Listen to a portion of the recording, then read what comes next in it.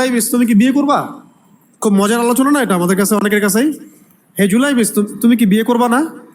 প্রশ্নটা এরকম ছিল, হে জুলাইবিস তুমি কি বিয়ে করবা না?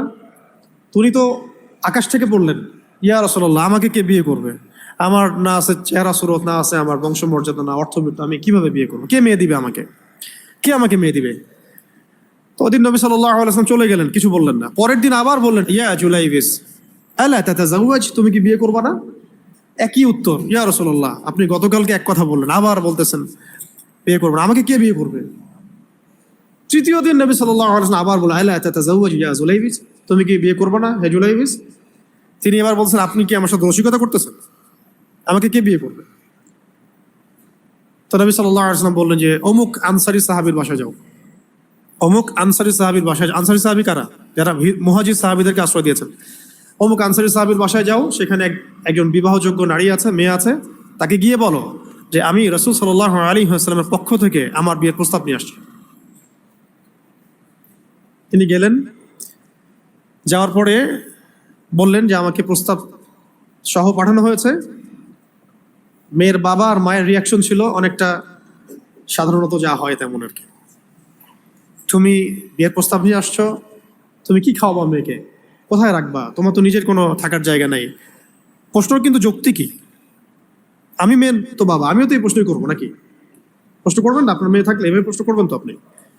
তো তারাও সেই প্রশ্ন করলেন, এমনকি এক পর্যায়ে রিফিউজ করে দেওয়া হলো, না না এটা পসিবল হবে না। এই কথাগুলো, কনভারসেশনগুলো ভিতর থেকে শুনছিলেন সেই মেয়ে নিজেই, আনসারী সাহাবী, মদিনার আনসারী মেয়ে। মদিনার আনসারী মেয়েরা কিন্তু অনেক সুদর্শন, তৎকালীন সময়কার উচ্চ বংশের সুদর্শন, খুবই এলেম বলা হতেন তারা, হিপস ক্ষমতা খুব থাকতো, খুবই জজবাওয়ালা, মানে জিহাদের মাঠে একদম যুদ্ধ করেছেন তারা, একদম নবী সাল্লাল্লাহু আলাইহি ওয়াসাল্লামের আশেপাশে ছিলেন। উহুদের সময় একজন আনসারী সাহাবী ছিলেন, মহিলা সাহাবী, উম্মে আমারা তীর ছুঁড়েছেন নবী সাল্লাল্লাহু আলাইহি ওয়াসাল্লামের পাশে। তো ওনারা কিন্তু খুবই গায়রতওয়ালা মানুষ। তিনি বলছেন, হে আমার বাবা মা, এই প্রস্তাব কে পাঠিয়েছে? নবী সাল্লাল্লাহু আলাইহি ওয়াসাল্লাম। যে প্রস্তাব রাসূল পাঠিয়েছেন সেটাকে কিভাবে তোমরা ডিনাই করো?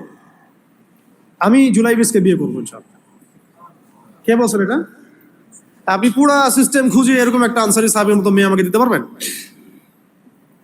ইল্লা মাশাআল্লাহ, হইতে পারে ইল্লা মাশাআল্লাহ। তো ওই মেয়ে নারী সাহাবী, তিনি রাজি হলেন।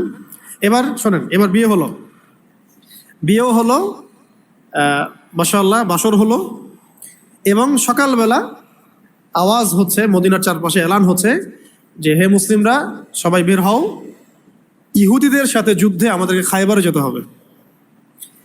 ইহুদিদের সাথে যুদ্ধে আমাদেরকে খায়বার আক্রমণ করতে হবে।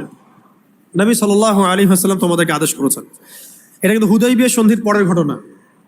আর আর ইহুদিদের সাথে আমাদের বেশ কয়েকটা যুদ্ধ হয়েছে, বনু কুরাইজার সাথে, বনু কাইনুকার সাথে, বনু নাজিরের সাথে, এবং ফাইনালি খাইবারে এদের সাথে। তো জুলাইবিস রাদিয়াল্লাহু আনহু বের হয়ে গেলেন যুদ্ধের জন্য,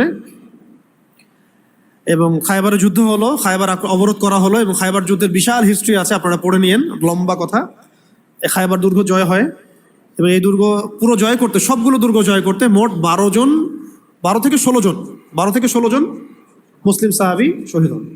12 থেকে 16 জন বা 18 জনের মতো আর কি, এই ফিগার, এইটুকুর মতো 12 থেকে 16 বা 18, এতটুকু, এত কম সংখ্যক সাহাবী শহীদ হয়েছেন খায়বার যুদ্ধ জয়ে। আর ইহুদিদের তো বহু ইহুদি মারা গেছে। এবং খায়বার বিজয়ের পরে মুসলিমদের আর্থসামাজিক যে অবস্থান, মানে টাকা পয়সা, ল্যান্ড, গনিমতের মাল প্রচুর বেড়ে গেছে। এখন নবী করিম সাল্লাল্লাহু আলাইহি ওয়াসাল্লাম শহীদদের লাশ তালাশ করছেন, কোথায় কোথায় শহীদরা আছে, তাদের মানে কবরস্থ করার প্রসেসিং হবে। উহুদ যুদ্ধেও তো হয়েছে না, ওই রকমই প্রত্যেকটা যুদ্ধেই তো এটা হতো। তো লাশগুলো তালাশ করতে করতে করতে করতে করতে একটা কর্নারে গিয়ে তিনি দেখলেন সেখানে জুলাইবিস রাদিয়াল্লাহু আনহুর লাশ পড়ে আছে। কার? জুলাইবিস রাদিয়াল্লাহু আনহুর লাশ পড়ে আছে, যার ব্যাপারে আমি গল্পটা বলছি আর কি। এবং তার গায়ে অসংখ্য তরবারের দাগ, ক্ষতবিক্ষত অবস্থা, এবং তার আশেপাশে মোট 1 2 3 4 5 6 7 8 9 জন ইহুদির লাশ পড়ে আছে। ছোট সাহাবী, বলেছি আকৃতিতে ছোট, খুব উঁচু বংশের না, অর্থ সম্পদ কম, দেখতে সুন্দর না, গতকাল বিয়ে করেছেন, গতকাল বিয়ে করেছেন, কেউ তাকে বিয়ে দিতে যাচ্ছিল না। তার এক পাশে কয়জন ইহুদির লাশ? তার পাশে 9জন ইহুদির লাশ পড়ে আছে, মাঝখানে তার লাশ ক্ষতবিক্ষত অবস্থায়। এই অংশটুকু আপনারা পড়ে নিয়েন, পড়লে আরো ভালো ফিল করবেন, একা একা পড়লে আরো ভালো ফিল করবেন। নবী সাল্লাল্লাহু আলাইহি ওয়াসাল্লাম নিজে তার কাছে গেলেন। হাদিসের মধ্যে আসছে, সিরাতের কিতাবের মধ্যে আসছে, নবী সাল্লাল্লাহু আলাইহি ওয়াসাল্লাম নিজে তার কাছে গেলেন। যাওয়ার পরে তার যে মাথা, সেই মাথার পাশে নবী সাল্লাল্লাহু আলাইহি ওয়াসাল্লাম বসলেন। বসার পরে নিজের হাতে জুলাইবিস রাদিয়াল্লাহু আনহুর চেহারা থেকে এরকম করে ধুলাবালিগুলো সরানো নবী সাল্লাল্লাহু আলাইহি ওয়াসাল্লাম। তার গা থেকে রক্তগুলো আমাদের নবী সাল্লাল্লাহু আলাইহি ওয়াসাল্লাম মুছলেন, আদর করলেন, চুলগুলো ঝাড়লেন। দৃশ্যটা চিন্তা করেন, তার চুলগুলো তিনি ঝাড়তেছেন, চেহারা থেকে রক্তগুলো মুছতেছেন। কে? নবী সাল্লাল্লাহু আলাইহি ওয়াসাল্লাম। তার চেহারা ধুলাবালিগুলো মুছতেছেন। নিজের এই পায়ের মধ্যে, উরুর মধ্যে তার মাথাটাকে নিয়ে এসে রাখলেন নবী সাল্লাল্লাহু আলাইহি ওয়াসাল্লাম। রাখার পরে এভাবে আদর করতেছেন।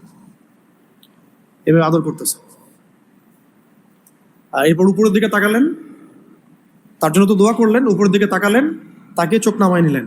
সাহাবা একরাম তো আশেপাশে আছেন অনেকেই, বললেন যে ইয়া রাসূলুল্লাহ, আপনি এমনটা কেন করলেন, চোখ নামায় নিলেন কেন? তখন তিনি বললেন যে আমি দেখলাম যে জান্নাতের হুরদের মধ্যে অসংখ্য হুর ছুটে আসতেছে, কে জুলাইবিসকে আগে বরণ করবে তার জন্য। তিনি নিজে কাঁদলেন, জুলাইবিসের জন্য নিজে কাঁদলেন, নিজের হাতে তাকে এইভাবে উঠালেন। তিনি ছোট মানুষ ছিলেন। এরপর 2 হাত দিয়ে তাকে উঠায় নিজের হাতে তাকে দাফন করলেন। দাফন করার পরে তিনি বললেন, ইয়া জুলাইবিস, হে জুলাইবিস, আনতা মিন্নি ওয়া আনা মিনক, তুমি আমার অংশ, আমি তোমার। হে জুলাইবিস, তুমি আমার, আমি তোমার। হে জুলাইবিস, তুমি আমার, আমি তোমার। এই কথাটা বললেন কে? নবী সাল্লাল্লাহু আলাইহি ওয়াসাল্লাম। এখন আপনাদেরকে আমি সাফল্যের মানদণ্ড কিভাবে বোঝাবো? এর বাইরে কোনো ভাষা নেই আমার কাছে। সাফল্য